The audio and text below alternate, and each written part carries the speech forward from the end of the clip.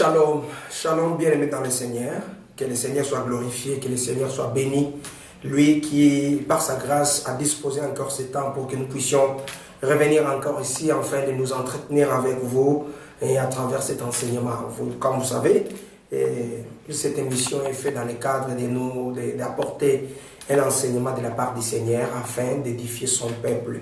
Et nous croyons que vraiment ça sera un moment édifiant, ça sera un moment béni, comme toujours. Le Seigneur nous a donné sa parole afin de partager avec vous ce soir. Vraiment, soyez bénis pour le temps que vous allez disposer pour suivre cet enseignement. Alléluia. J'aimerais vous inviter, bien dans le Seigneur, à nous recueillir dans la prière afin de commencer notre partage de ce jour. Tendre Père de gloire, nous te bénissons, nous te glorifions pour ce temps merveilleux que tu nous as accordé. Merci encore une fois, Seigneur. Tu nous as touchés afin de nous entretenir avec ton peuple à travers ta parole. Fais-nous du bien, parle-nous au nom de Jésus-Christ de Nazareth. Amen.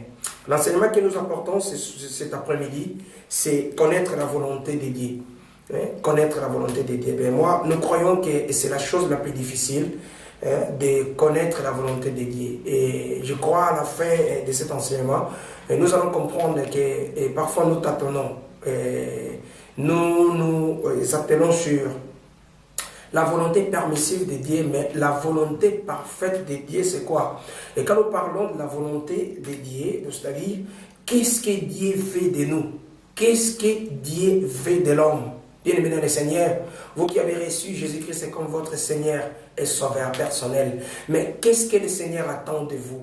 Quelle est la volonté de Dieu pour toi? Quelle est la volonté de Dieu pour moi? Donc c'est ce que nous allons découvrir aujourd'hui. J'aimerais vous inviter, bien-aimé dans le Seigneur, à lire avec moi ces passages bibliques. C'est dans l'épître de Paul aux Romains, chapitre 12, et nous prenons le deuxième verset.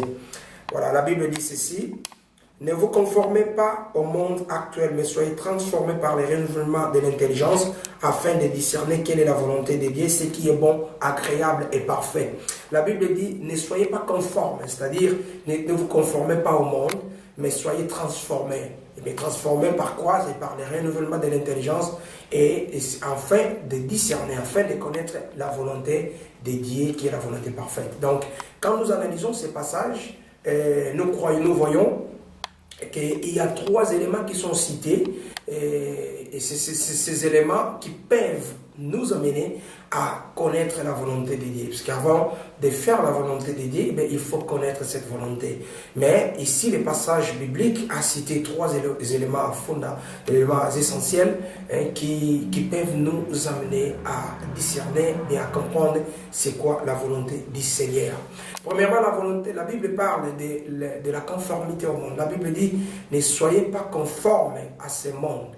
Donc, c'est-à-dire quand on est conforme, quand on est semblable à ce monde actuel, quand on vit selon le monde actuel, on ne peut jamais comprendre et discerner la volonté du Seigneur.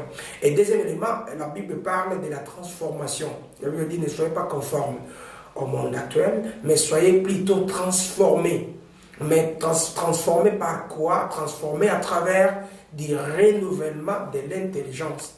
Et si nous comprenons là-bas, nous comprenons que la transformation de l'homme qui lui permettra à comprendre, à connaître, à discerner la volonté de Dieu n'est possible que quand il y a le renouvellement de l'intelligence. Donc il faudrait que nous arrivions premièrement à comprendre c'est quoi le renouvellement de l'intelligence. Parce que selon ce passage, c'est le renouvellement de l'intelligence qui déclenche la transformation. Alléluia. Parce que la Bible dit soyez transformés, mais transformés par quoi? Par le renouvellement de l'intelligence. Amen. Donc, bien aimé dans le Seigneur, nous allons analyser ces trois éléments, la transformation et le renouvellement de l'intelligence. Et comme dit, la transformation n'arrive que quand il y a le renouvellement de l'intelligence. Et il faudrait vraiment que nous puissions comprendre comment est-ce qu'on peut être renouvelé. Et pour que nous puissions maintenant voir s'il y a transformation, puisque quand on est renouvelé, c'est là où on peut connaître la transformation. Et quand on est transformé, c'est là où on est différent du monde, et c'est là où on comprend, on discerne la volonté de Dieu. Et la transformation dont parle la Bible, c'est tout simplement la renaissance de l'esprit. Alléluia. Par là, il faut comprendre que l'homme est essentiellement esprit. Hein, parce qu'on dit souvent que l'homme est composé de 3 dimensions. Donc il s'agit de l'homme est composé de corps, de l'âme et de l'esprit. Mais quand nous regardons bien selon les définitions bibliques, puisque ce sont les définitions bibliques qui nous intéressent ici, alors nous allons comprendre que l'homme est essentiellement esprit. Nous allons lire une portion dans la Bible, c'est le livre de Job, chapitre 32, et là nous prenons le verset 8. Job, chapitre 32. J'aimerais vous inviter, bien mesdames et seigneurs, à prendre vos Bibles et à lire avec moi. Il faut toujours avoir vos Bibles quand on suit un enseignement pour bien vérifier les Écritures. Job, chapitre 32, verset 8, la Bible dit ceci, je lis, « Mais en réalité, dans l'homme, c'est l'esprit, les souffles du Tout-Puissant qui donne la capacité de comprendre. » Alléluia. La Bible dit, en réalité, l'homme, c'est l'esprit. Donc, l'homme, normalement, si nous devons donner la définition de l'homme est esprit, premièrement. L'homme est esprit essentiellement. Et cet esprit, ayant une âme, et les deux habitant dans un corps. Donc, le corps, ce n'est qu'une enveloppe. Donc, le corps, ce n'est qu'un contenu, un conteneur. Mais l'homme, en réalité, l'homme essentiellement est esprit, et cet esprit ayant une âme. Et quand nous parlons de la renaissance, donc le renouvellement de l'intelligence, c'est quoi? C'est un esprit renouvelé. C'est un esprit qui est revivifié. C'est un esprit qui a ressuscité encore. Donc un esprit qui a vie, un esprit qui a la vie, qui vit encore, bien mesdames et seigneurs. Et quand nous parlons de la renaissance, c'est-à-dire un esprit qui a de nouveau connu la vie, qui a reçu la vie. Et par là, nous comprenons que l'esprit qui a reçu la vie pour la seconde fois, donc cet esprit avait la vie avant, mais cet esprit avait perdu cette vie. Donc, c'est-à-dire cet esprit était mort. Et quand nous parlons de la renaissance, c'est-à-dire cet esprit, va revivre encore. Et si nous, pour comprendre cela très bien, mesdames et seigneurs, nous devons remonter au commencement, nous devons aller au commencement. C'est-à-dire nous devons voir et regarder notre premier père, c'est-à-dire notre premier ancêtre, Adam et Ève. Et là, nous allons comprendre une chose. La Bible nous parle que quand Dieu créa Adam et Ève, Adam était béni. Et la bénédiction d'Adam était par le fait que la présence de Dieu était en lui. Et la bénédiction et cette présence de Dieu en lui, donc, c'est communiqué avec son esprit. Et la Bible dit, et c'est Adam qui était béni, et après quelques temps, il va connaître la chute, donc il va commettre le péché. Après avoir commis le péché, la Bible dit, Adam était mort. Adam était mort. Hein? Mais cette mort, nous voyons que Adam, physiquement parlant, était en vie, il faisait tous ses mouvements, il avait continué sa vie, hein, il avait mené des enfants, il a vécu une vie normale. Mais la Bible, au contraire, parle que la mort est entrée à Adam, après le péché. Après cette chute, la mort est entrée à Adam. Et là, nous comprenons directement que la Bible parle de la mort spirituelle, puisque physiquement, Adam n'était pas mort. Et si la Bible dit qu'il était mort, donc il était mort. Quelle est la partie d'Adam qui était mort? Donc c'était sa partie spirituelle. Parce que physiquement, il vivait, il faisait tout, il était là, il mangeait, il faisait ça. Donc il avait continué toute sa vie. Mais dis-moi, son esprit était mort. Alléluia. Je voudrais vous inviter à lire avec moi encore une portion dans la Bible. C'est Romains chapitre 5 cette fois-ci. Et nous prenons le verset 12. Romains chapitre 5. Le verset 12, voilà ce que dit la Bible. C'est pourquoi de même que par un seul homme, le péché est entré dans le monde, et par le péché la mort, de même la mort a atteint tous les hommes, parce que tous ont péché. Alléluia.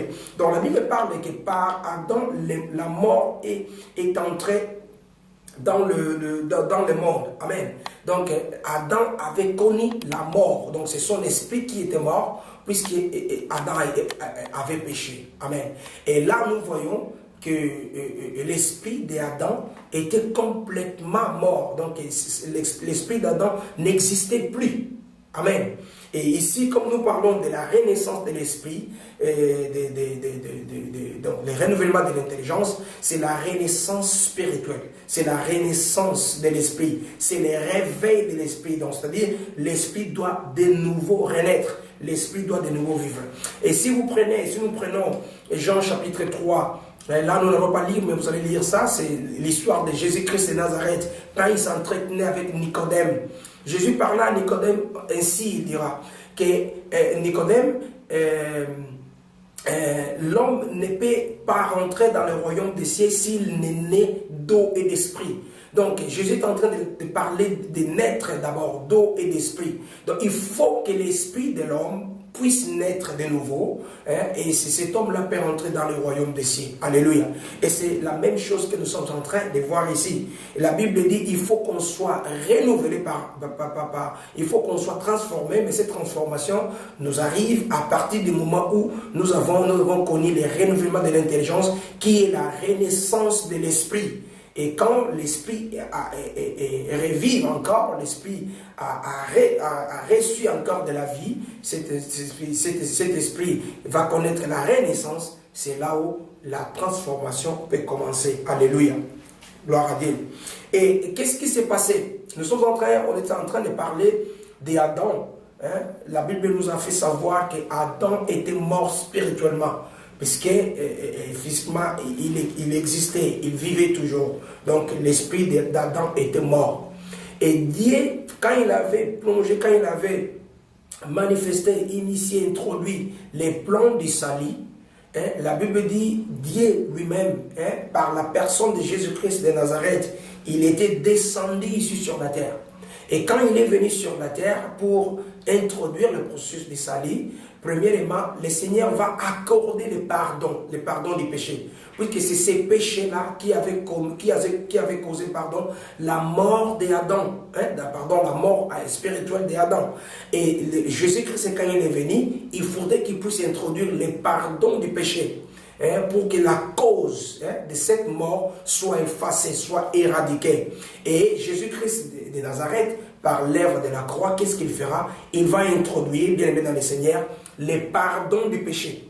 Et après avoir pardonné les péchés de l'homme, les péchés qui étaient la cause de la mort spirituelle d'Adam, et Jésus-Christ de Nazareth va prendre maintenant cette cause, va prendre cette mort, va prendre cette pénalité sur lui pour libérer l'homme, donc pour accorder le pardon à l'homme. Et quand l'homme est pardonné, qu'est-ce qu'il va faire après? Jésus-Christ de Nazareth va maintenant réhabiliter l'homme. Il va restaurer l'homme, bien aimé du Seigneur. Il va réhabiliter l'homme, c'est-à-dire il va réhabiliter l'homme spirituellement. Parce que l'homme matériel vit encore. L'homme, il est là, il fait sa vie. Et comme nous sommes en train de parler de l'esprit, parce que c'est l'esprit de l'homme qui était mort, après avoir fait l'œuvre de la croix, Jésus pardonne. Donc le pardon, la rémission des péchés est faite, le pardon est accordé. Maintenant, Jésus-Christ de Nazareth va faire quoi? Bien aimé dans le Seigneur, Jésus va faire la restauration de l'esprit de l'homme, donc la restauration de l'homme essentiel, la restauration de l'homme intérieur, qui est l'esprit, qui est un homme spirituel. Alléluia. Nous allons lire deux portions de la Bible. Nous prenons Éphésiens chapitre 1er et nous lisons le verset 7. Éphésiens chapitre 1er, verset 7. Alléluia. Éphésiens chapitre 1er, nous allons aller très vite. Éphésiens chapitre 1er. Et nous lisons le 7e verset. Écoutez ce que dit la Bible. La Bible dit ceci. En lui, par son sang, nous sommes rachetés, pardonnés de nos fautes, conformément à la richesse de sa grâce. Donc, la Bible nous parle ici que nous avons été pardonnés à travers la mort de Jésus-Christ de Nazareth. Et après cette mort, comme nous venons de dire, c'est là où Jésus-Christ va faire maintenant la restauration de l'esprit de l'homme pour que l'homme puisse de nouveau vivre spirituellement. Et nous prenons encore Romains chapitre 6. Alors, nous allons lire le verset 13. Romains chapitre 6, le verset 13. Écoutez ce que la Bible dit. La Bible dit ceci. Ne mettez pas vos membres au service du péché comme des instruments de l'injustice, mais au contraire, livrez-vous vous-même à Dieu comme mort revenu à la vie, et mettez vos membres à son service comme des instruments de la justice. La Bible dit, nous devons mettre nos instruments, nous devons mettre les membres de nos membres, c'est-à-dire notre vie, comme des instruments, comme des morts revenus à la vie. Donc ça, la Bible nous fait savoir que nous étions morts. Donc l'homme était mort.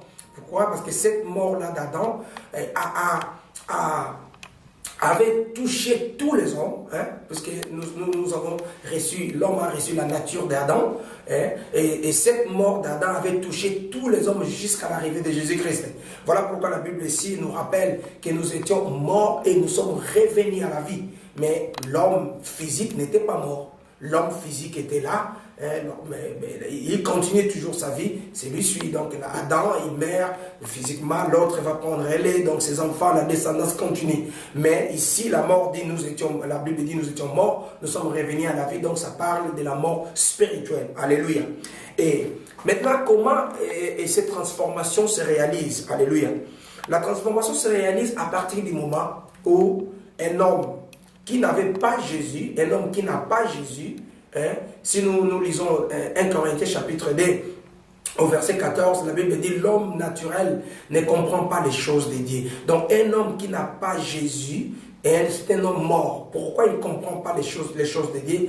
Parce que son esprit est mort. Comme Dieu est esprit, Dieu communique avec nous spirituellement.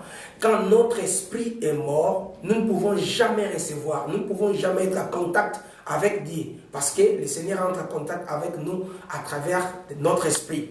Et comme l'esprit de l'homme était mort, c'était tout à fait difficile, impossible que l'homme puisse entrer en communion. L'homme puisse recevoir de la part de Dieu. Pourquoi? Parce que l'esprit de l'homme était mort. Alléluia. Et Jésus-Christ de Nazareth, quand il est venu par l'œuvre de la croix, qu'est-ce qu'il va faire? Il va réhabiliter l'esprit de l'homme. Il va causer la renaissance de l'esprit de l'homme. Et à partir de ce moment, l'esprit de l'homme a de nouveau repris la vie. Amen. L'esprit de l'homme a de nouveau repris la vie, puisque cet esprit a reçu ce souffle-là. Cet esprit commence à vivre maintenant. Et à partir de ce moment, il faudrait qu'il y ait une autre chose. L'esprit vit, mais pour que cet esprit puisse être en mouvement, cet esprit qui a la vie, hein, a aussi besoin d'être alimenté. Amen. Cet esprit a besoin d'être alimenté. C'est juste comme, disons, prenons un enfant, hein, donc prenez un autre humain. Nous avons la vie, mais pour que cette vie-là puisse être manifeste, ou bien pour que cette vie puisse aller vers de l'avant, puisse grandir et tout ça, il faut l'alimentation.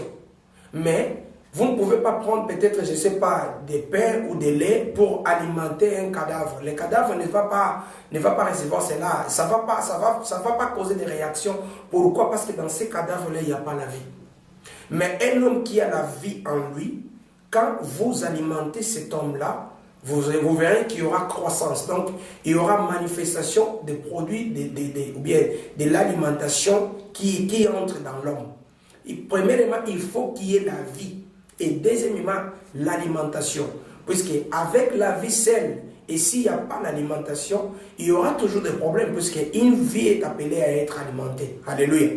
Et ici, quand Jésus-Christ vient, il va causer la renaissance de l'esprit de l'homme.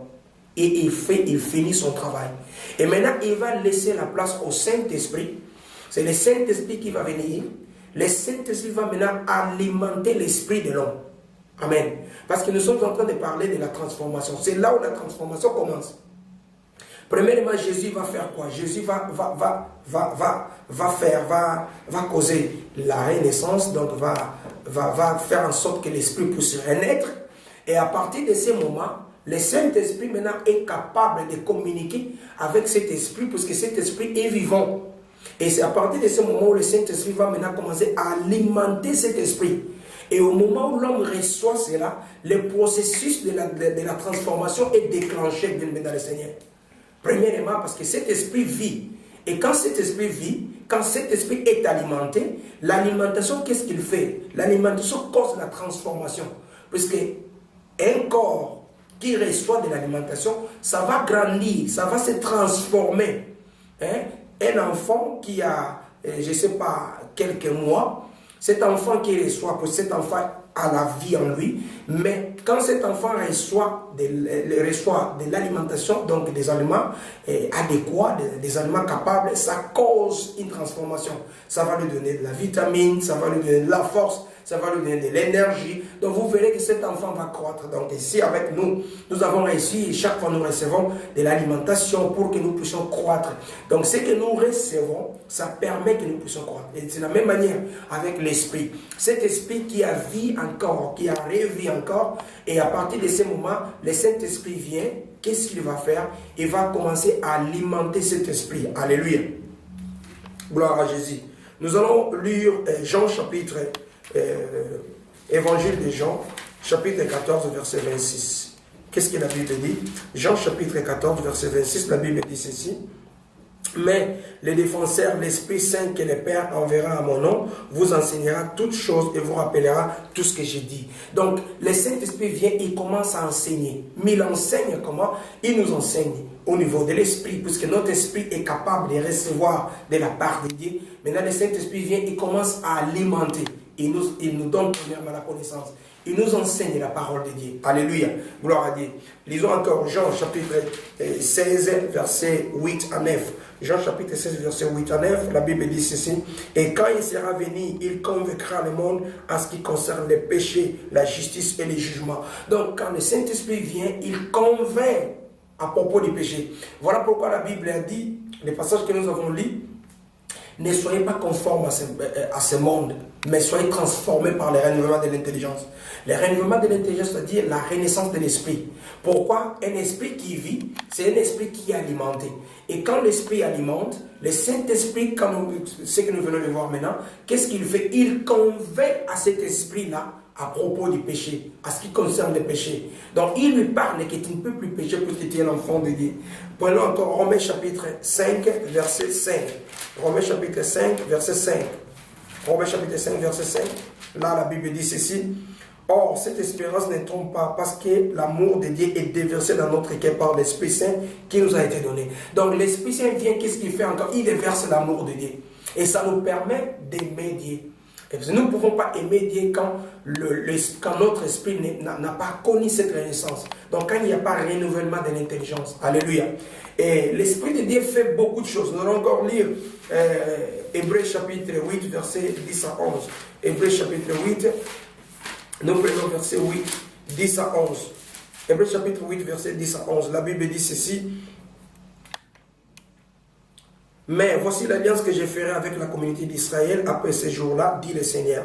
Je mettrai mes lois dans leur esprit et je les écrirai dans leur cœur. Je serai leur Dieu et ils seront mon peuple. Personne n'enseignera plus à son concitoyen ni son frère en disant « Tu dois connaître le Seigneur car tous me connaîtront depuis les plus petits jusqu'aux plus grands d'entre eux. » La Bible dit en ces jours-là, quand je ferai cette alliance avec Israël, moi l'Éternel, je vais écrire mes lois dans leur cœur. Et ces lois-là, c'est qui? C'est le Saint-Esprit dans notre cœur. Alléluia.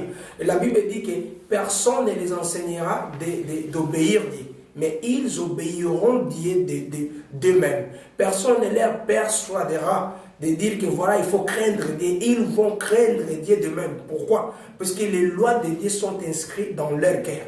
Donc le Saint-Esprit rappelle dans le cœur de cet homme qu'il faut craindre Dieu. Amen. Donc voilà pourquoi nous sommes en train de parler de la volonté de Dieu. Et c'est quoi maintenant la volonté de Dieu?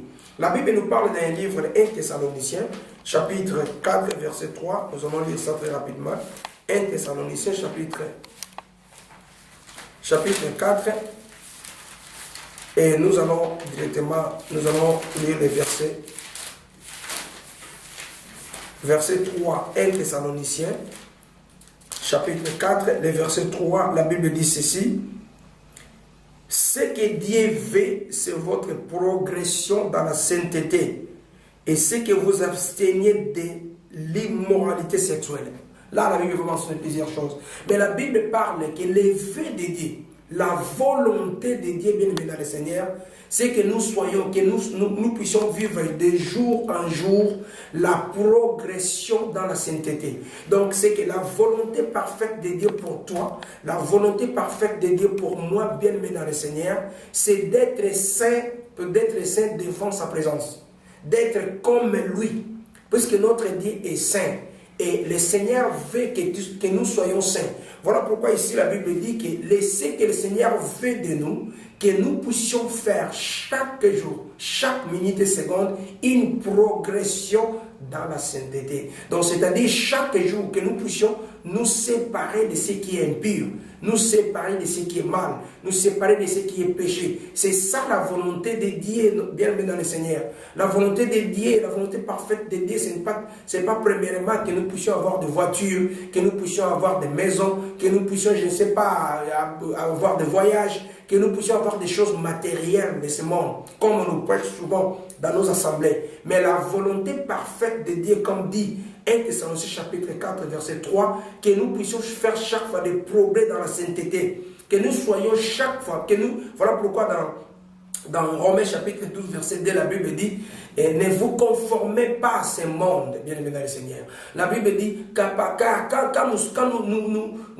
nous visons, quand nous faisons de la volonté de Dieu conforme aux voitures, aux maisons de ce monde, aux habits, aux choses de ce monde, donc nous sommes conformes au monde, comme les gens de ce monde qui courent après ces histoires. Mais la volonté de Dieu pour nous n'est pas de courir, n'est pas que nous courions après ces histoires. Mais la volonté de Dieu est que nous puissions courir, que nous puissions nous efforcer premièrement à atteindre la stature parfaite de Christ qui est la sainteté. C'est ce que Dieu veut, c'est ce que Dieu veut de nous, bien dans le Seigneur.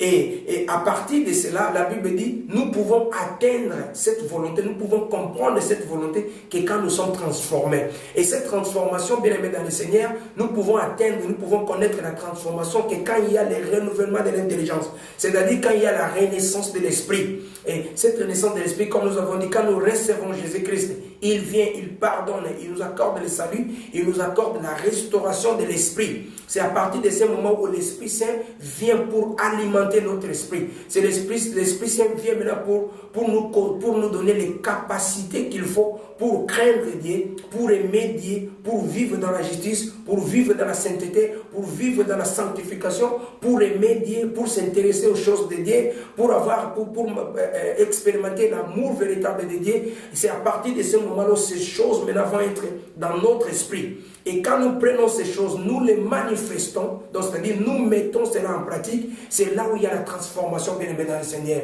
Et quand cette transformation, bien aimé dans le Seigneur, ça fait en sorte que nous ne puissions pas être conformes à ce monde. Donc conformes à ce monde, c'est-à-dire comme les gens de ce monde qui courent après les choses de ce monde. Mais Dieu veut que nous puissions faire des progrès dans la sainteté. Dieu veut que nous puissions arriver à la sainteté. Dieu veut que nous puissions vivre la sainteté. C'est ça la volonté de Dieu dont parle Romains chapitre 12, verset 2. Bien aimé dans le Seigneur.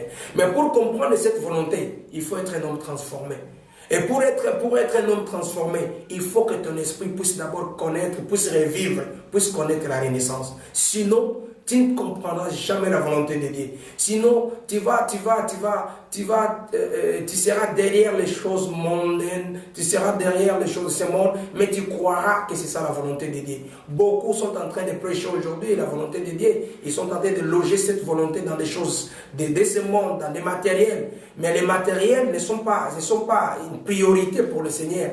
Mais la priorité pour Dieu, c'est le royaume des cieux. Donc, c'est-à-dire la sainteté qui nous amènera au royaume des cieux. C'est ça la volonté de Dieu. Bien aimé dans le Seigneur, comme nous avons dit, pour connaître la volonté de Dieu, nous avons besoin d'être transformés. Nous devons entrer dans le processus de transformation.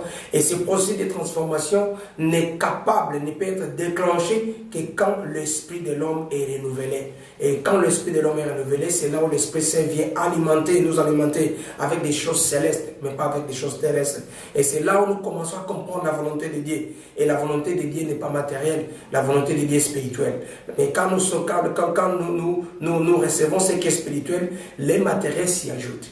Que le Seigneur vous bénisse pour cet enseignement. Au nom de Jésus-Christ, nous allons prier. Seigneur, merci beaucoup pour le temps que tu as disposé. Le temps, Seigneur, que tu nous as parlé à travers cet enseignement. Laisse que cette parole, Seigneur, change nos vies. Que nous puissions, Seigneur, chercher premièrement le royaume. Pour que nous puissions, Seigneur, connaître ta volonté et celle qui est au temps de Père de gloire, de faire des progrès dans la sainteté. Au nom de Jésus-Christ de Nazareth, nous avons ainsi prié. Amen.